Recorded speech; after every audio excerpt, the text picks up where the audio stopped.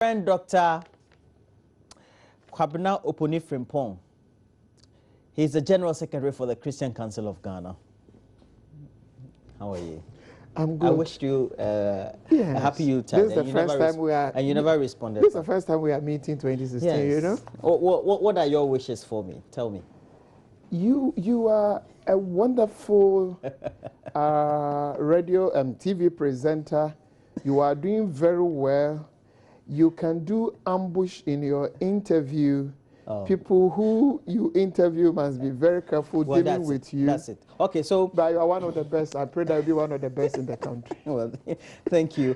And you have issued a statement. Christian Council of Ghana relocate Gitmo Guantanamo inmates.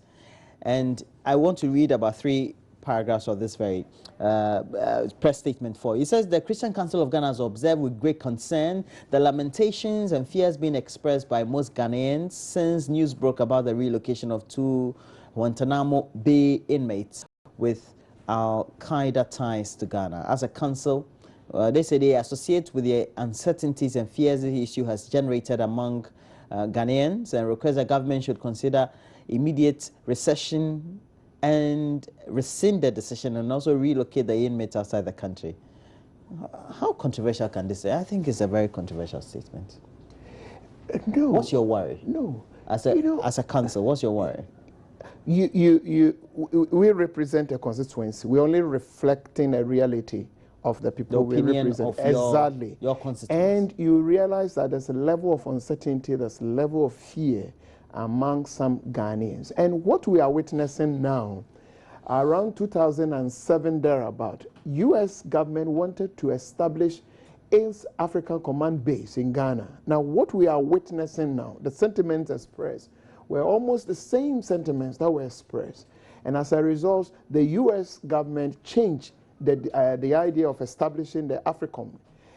They wanted to go to Nigeria and other African countries. They all objected. At the moment, AFRICOM, U.S. African base on such issues, terrorism and all that, is based in Stuttgart, Germany. And we are saying that these 2 gentlemen are not ordinary prisoners. When it comes to prisoners and refugees, this country belonging to Community of Nations, we are doing very well. We do a lot with UNHCR, so there are refugees in town and all that. But these people are not ordinary refugees. They are not ordinary prisoners. They have, at least from Fox News, US, and other sources, they have a strong terrorist background that we can't wish away.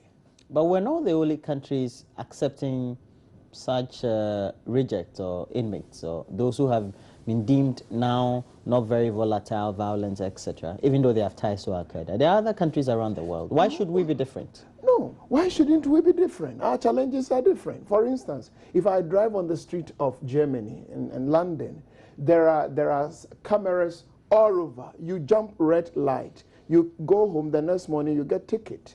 There are places when such violence attacks happen on their streets. Now they can go and watch the video and all that. How many such cameras do we have on our campuses, on our roads and all that? How do we do that? Guns and things are moving from one city to another. It takes people who give tip for us to arrest them. Our challenges are different.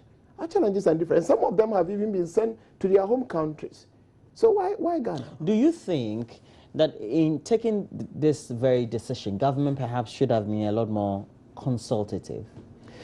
We have said that you know, the time we heard about this subject from even other sources, the people were already in town. We don't know where they are. And so yes, like the 2007 AFRICOM, if Ghanaians, maybe through media platforms like, say, Joy News, radio, have prepared their mind psychologically, you realize Ghanaians are not ready for this. So if somebody had done that, maybe the story might have been different. But the issues are the same, that this country, we are not prepared. There are real questions. For instance, now, per European Union standard for people, if you accept them, you don't restrict them, you integrate them. Now, when you go for visa, including U.S. Embassy, one of the key things they check is your background, if you have background with terrorists or such kind of thing. Assuming my next door neighbor happens to be this gentleman, or I go to mosque with them, I go to library with them, they are friends. I meet wonderful people. You know, you appear before, say, interview panel somewhere, and they may know what you don't know. And they tell you, you have association with terrorists. What do you do? How do you defend yourself? These people, can their families and friends visit them? If yes, what does that mean? Yet they have been in prison for certain number of years. What about their friends and families? But it's not the same, is it? Because we've had the U.S. Embassy come to clarify that the necessary, and indeed these have been corroborated by government, the necessary security has been put in place. And it's not as if they're just going to be left wandering the streets, are they? No. How do I know? Where are they? Who is funding their being here? Why now? Why should they be in before we are hearing this? Why not now? There's nothing wrong with it. If, let's say, they are cocooned or housed in a nice resort, beach house, in, let's say, in the western region or somewhere, why should it be a worry? Why shouldn't it be a worry? Do I know that my next door neighbor is one of them? Why? And if this thing is to be done in the national interest, not in the interest of some experts, that selected few, our leaders take decisions for us, all of us, not only people in a certain group expert, ordinary Ghanaian. And ordinary Ghanaian is saying, no, I'm scared.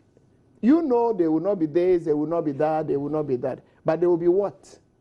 Would they be free to worship in mosques? Would they be free to do what? How do I see them? Who is preparing us in case? And you see, when you are dealing with terrorists, you don't need 10 of them. One of them is more than enough. Assuming that they have friends who are not happy for, they are being here, even being in Guantanamo Bay, and now they feel this is the time, and they want to defend their friends here. What do we do? How many Ghanaians have been prepared when it comes to terrorist attack?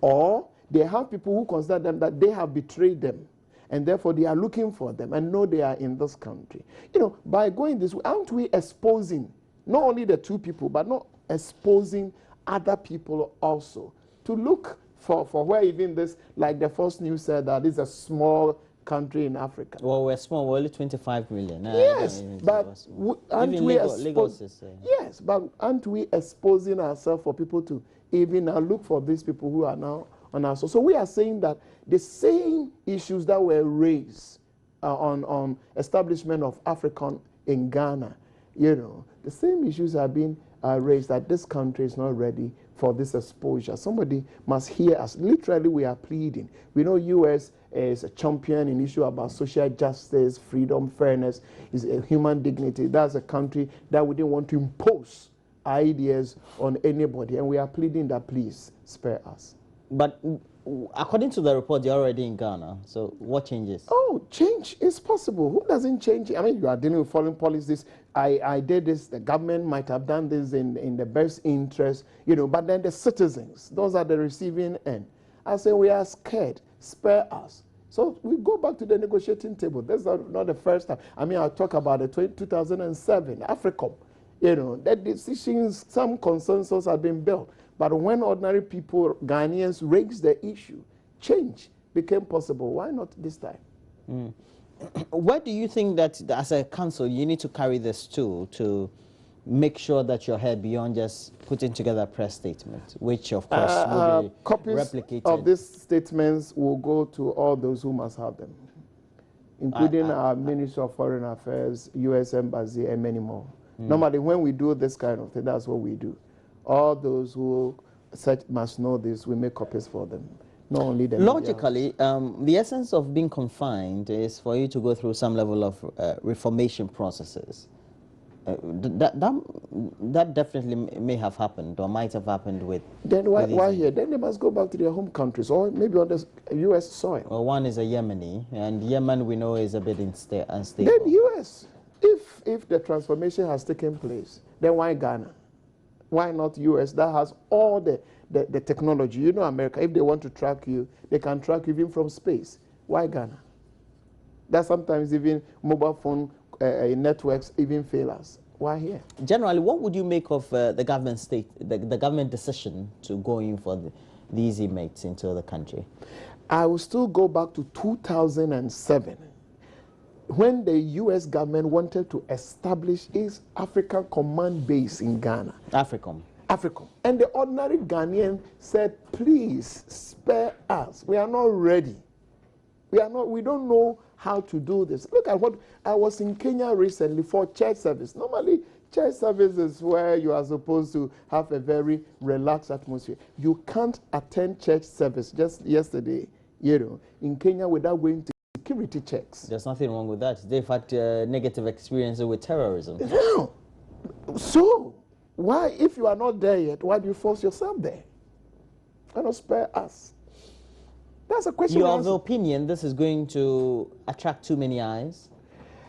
Has it not even started? Well, I don't know about that. I hear media report, but media reports are media reports. No. Now, we are living in a global village. These things were reported even in foreign news before we started. You see? So now it's not how many years ago that you could be in control of information. Now it's not like that. So all those Al-Qaeda team and all the others, those who want to know where these two gentlemen are, by now they should know, and they must. The Christian Council of Ghana, we know that for your history, you tend to make and what generates the opinion on critical national issues.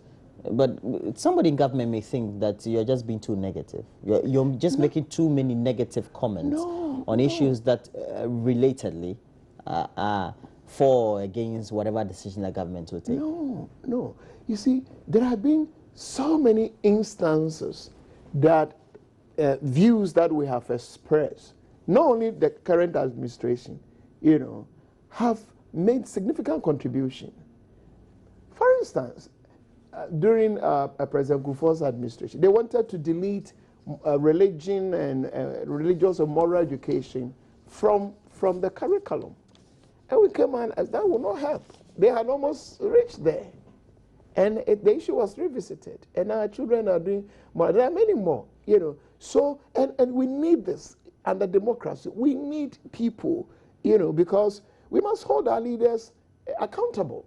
They are there to serve us. And you need somebody. Where the pluses are, we tell them that congratulations. And there are instances we've written letters to our leaders congratulating them for wonderful things. But if we are also having feedback, that must also help them to improve something, to go extra mile. We must be fair and sincere to them. We are not negative. Well, it's understandable because I'm just asking this question, just also thinking about a related issue not too far from now, in which you were even also advocating that perhaps the Electoral Commission also need to have an ear of listen to the other opinion of whether we needed to compile a new voters register or not. And we're in negative.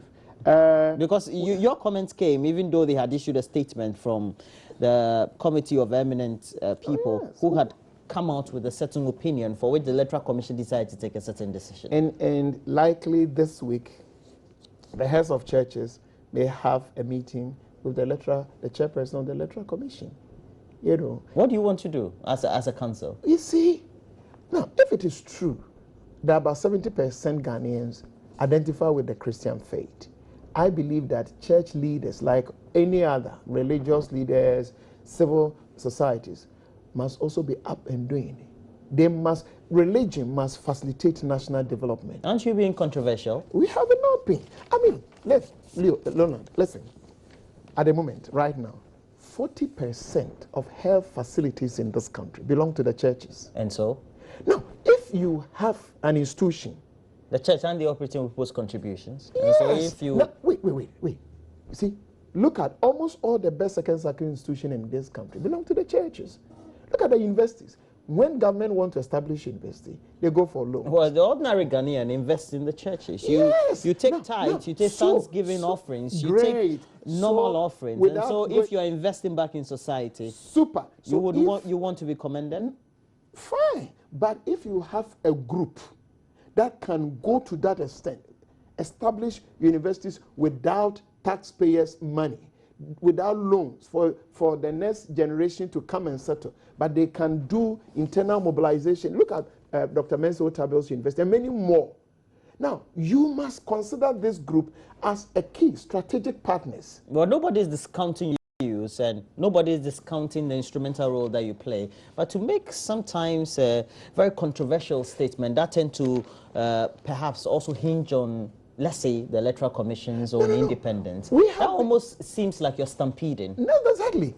When we were under military dictatorship, one of the key institutions in this country that called for the country to be returned to democracy, when even some of the current political parties and all that had not been formed, you know, one group was the church, Christian Council, Cali Bishop Conference. Check the history. So I don't nurture a process. We get to a point and you say, shut up. We must journey together with the people of this country. And where the pluses are, we must congratulate. Where we need to just be fair and frank, that can we improve this? That is the way we should go. We are not controversial. We want to be very constructive in sharing our opinion. You're meddling in politics, and I'll just read through on Ghana Web. Your story was published in which, of course, you made the comment, but the Christian Council, I always say the Christian Council, not trying to personalize it, in which you say that majority of the parties, well, at that very forum, wanted a new voters register, and so the Electoral Commission should listen. What was the source? You issued a statement, didn't you? Yes, but I want to be the source. I mean, you know, you media people also hear what you want to do. That's what I'm saying. Where is this coming from? It was published on Ghana Web. What I mean, where normally Ghana Web, you know where the no, this one it's not being sourced to any media. And you are a media. So you are person. saying that's the opinion. You are denying your own statement. No. Wait, Roland. We have spoken. I have spoken. I just asked you, what is the source? You know, okay. Now, okay. Media people know how to Yeah, do their job. let's take it granted that that's the way we decide to paraphrase what the statement you decided to put out. What do you think, or do you think there's something wrong with the decision now taken by the Electoral Commission on the voters register? No. You see, per the legal framework concerning our election, the body to make decisions on election is the Electoral Commission. And it's very clear that nobody or group of people should put pressure even on or force the Electoral Commission to make decisions. We are all sharing opinions and we are free to do so. But at the end of the day, the body to make the decision actually is the Electoral Commission. Now, the Electoral Commission has come out and very clear that we are not going to do a new voters register. What we are saying is, fine, the next thing we are going to do, that is what we are going to screen, you know, then let us also, because I participated in the Alisa hotel meeting, fully, morning close of every session, you know, and at least almost everybody in the room admitted that the current voter register is not credible enough. As for that one, whether MPP and this, and all of them, their position papers, they signed copies.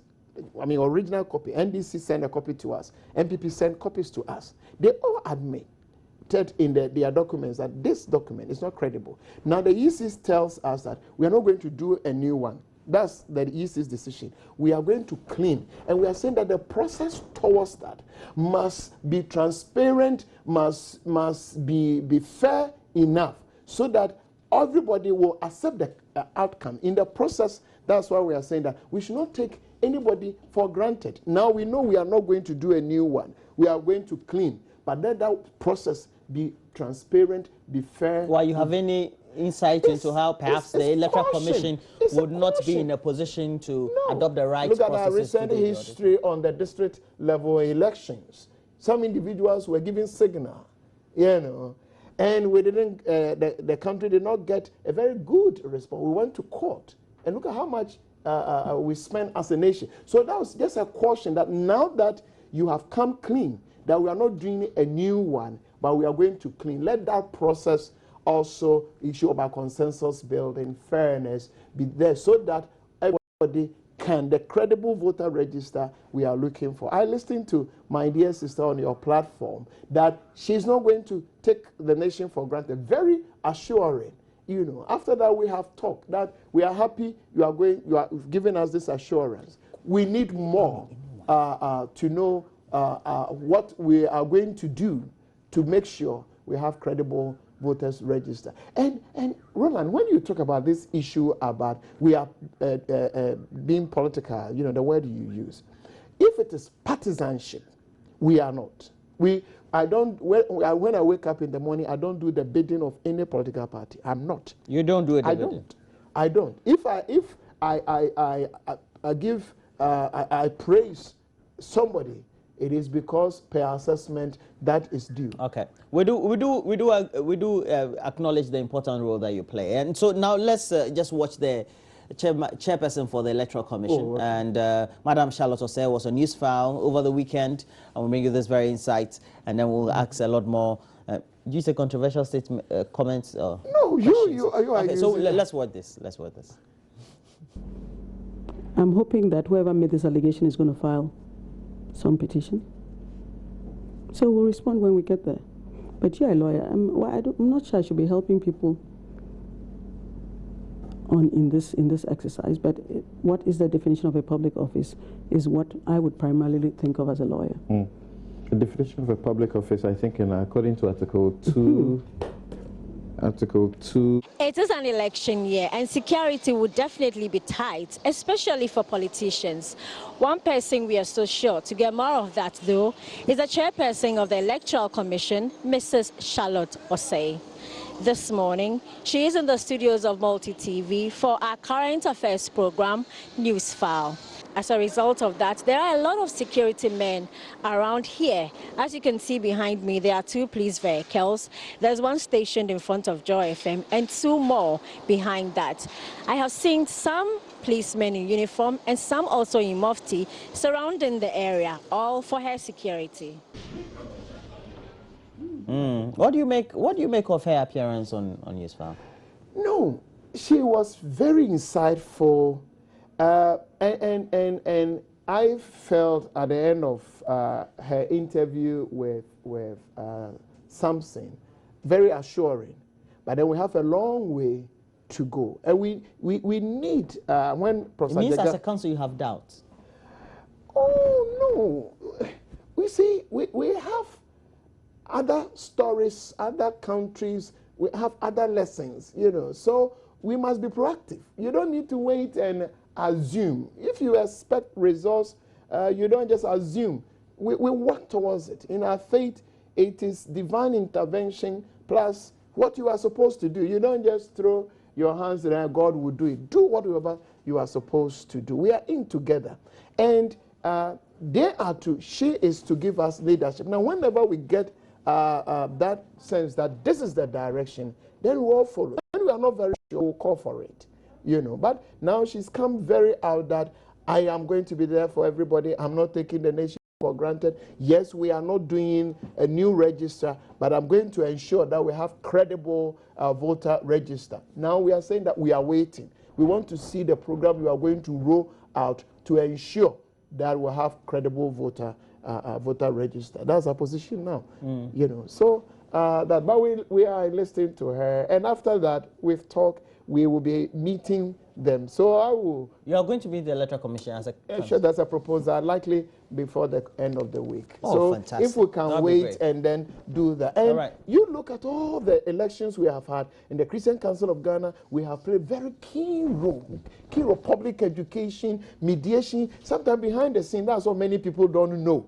You know, eminent people will mobilize and all kinds of things we do. And we know that for this year you're going to do all that. Last question on the election before we move on to a last subject is the important role as well of the political parties who are key stakeholders in all this. Now, there's always the general overview that if we don't have the parties comporting themselves, then we don't have a clean election. Because the Electoral Commission and you and the other civil society organization can do it all. What is your observation as a council about how the parties have comported themselves prior to now, and how that is also giving you a reflection of what is likely to happen prior to the voting day? This year, 2016, from 1st January to date, is very encouraging. But the latter part of 2015, especially when they were doing their intra, elections, MPs, we weren't comfortable at all. The level of violence, attack, insult, curses, and to the extent that some even lost their life. We don't know. The security people are doing their investigation, but some of the acid throwing and their Swansea stories weren't encouraging at all. We pray and hope that as they've started very well, at least this, where we are today is 11 January, we haven't recorded such massive attacks within the various political parties. We still plead with them, all of them, especially the two major, that let us have issue-based.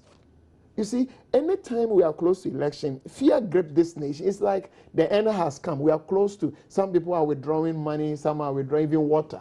Those who can afford are buying tickets, relocating their wives and children and all that. Now, it's some of these things that they do, and they are full soldiers, the people they prepare, the macho men who are ready to do, if you like, any dirty work for their big men. And these are the things we are pleading with them. Let's move from that level of people voting for us because they are afraid, and even the inducement. Now, somebody will give you something and then they ask you to curse yourself that if you don't vote for me after collecting my money, this shrine, this God should kill you. Let's move from that angle and let's Ghanaians be discerning, Ghanaian voter be discerning.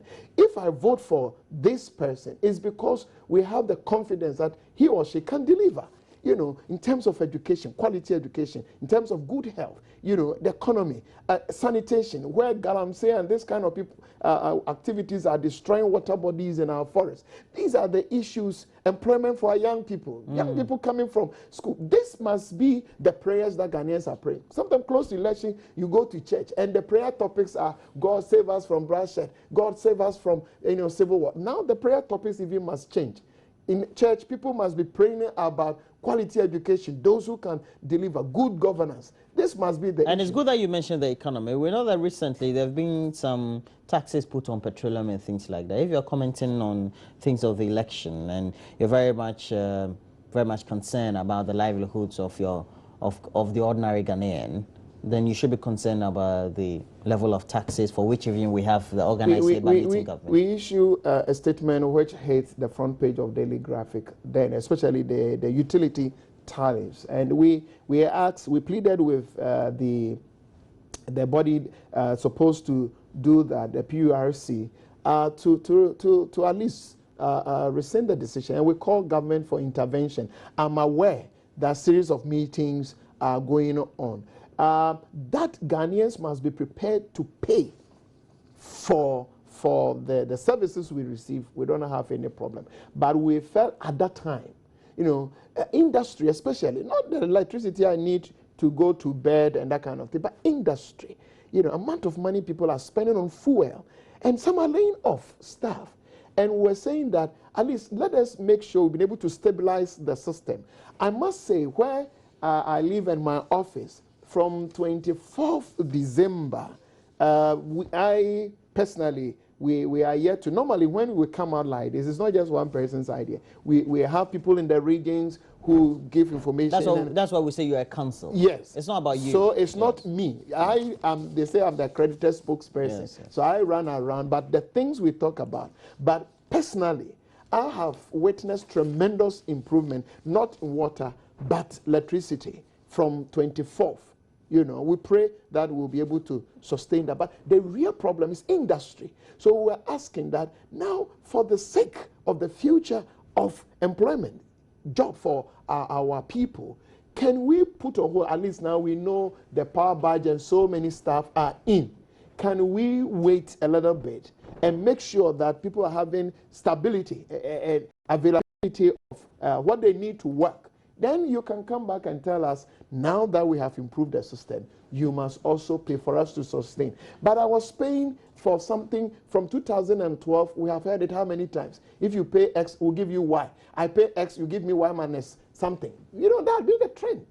So we know that series of meetings are going on, TUC and others, and we pray that the outcome will be very encouraging. But I must say and congratulate whoever is working hard behind the scene that from 24th of December to date, there's been tremendous improvement, and we pray for sustainability. I like you. No, I like the concept. I think I should say that. And so now we have to let you go. The time is up. But so if we don't do anything about the Gitmo refugees, inmates, rejects, so to speak, what happens? No, we believe, we are very hopeful that something will be done. We are dealing with U.S., and that's a country, a champion of social justice, human rights issues, human dignity, freedom, and all that all over. And I don't think they would do anything differently in our country. So the same thing that they don't want imposition on anything of leaders, on other African leaders, so should such things should not be imposed on innocent Ghanaians and a country. It's not an imposition. Our government accepted it. Yes, but now the ordinary people are saying that let's go back to the drawing board. So if somebody insists that the issue you raised, that I've heard you, but sorry, then we are getting there. Because the ordinary people are telling you, yes, the experts have given you their expertise and all that, but we are scared. Okay. Thank you very much, and thanks for passing through the studio this morning. And you've always been our friend, and we wish you a prosperous new year, sir. All right. We have had in the studio Reverend Dr. Kwabena Rev.Frimpong. He is the General Secretary for the Christian Council of Ghana. They've issued a statement. I'm sure if you go to majoronline.com, you get a lot more on what their thoughts are and why they think that, as far as opinion is, the general population doesn't support the bringing into this country of Guantanamo refugee or Guantanamo inmates who have been supposedly cleared by the U.S. security system and so can now find themselves relocated to our country. It's a scary thought for all of us, though. I wouldn't say because I'm doing the interview, I'm not scared. Anyway, we're taking a break. When we come back, we'll have entertainment. As always, it's brought to you by Airtel. Do stay on. Now you are one.